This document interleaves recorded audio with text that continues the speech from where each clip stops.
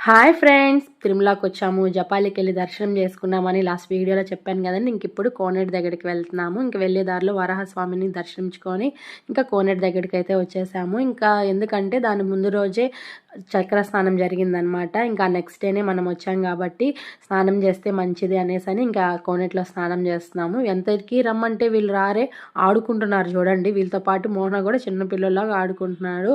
ఫైనల్గా వెళ్ళి dress change చేసుకునేసాము.